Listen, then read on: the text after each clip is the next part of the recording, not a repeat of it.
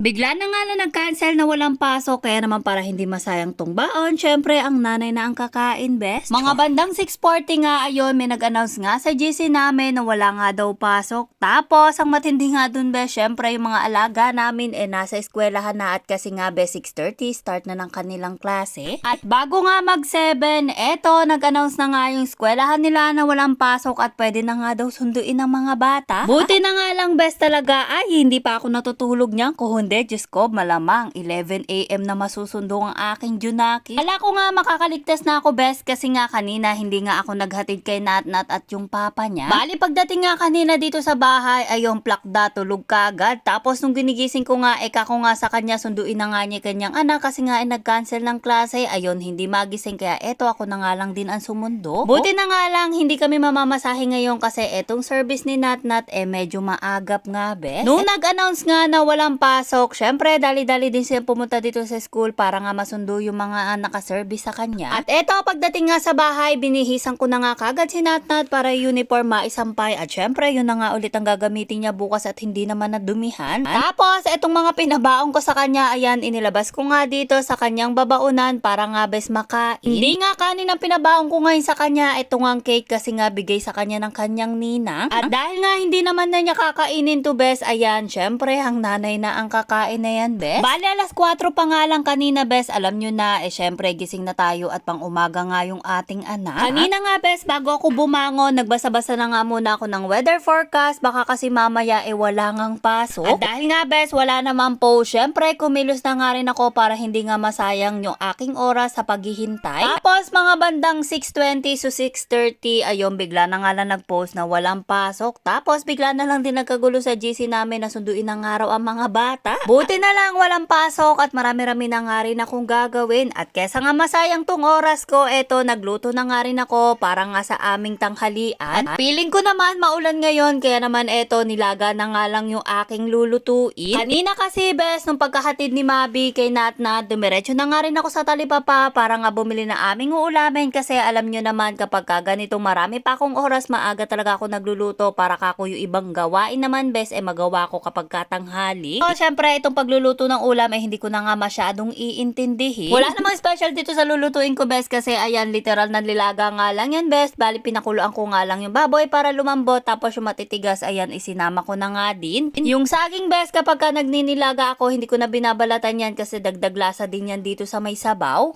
Tapos, yung pechay bagyo at saka yung pechay, hindi ko na nga isinama dito para nga hindi malasog. O siya, yun lang naman, bes, ang gusto ko sa inyo i-share. Bye-bye!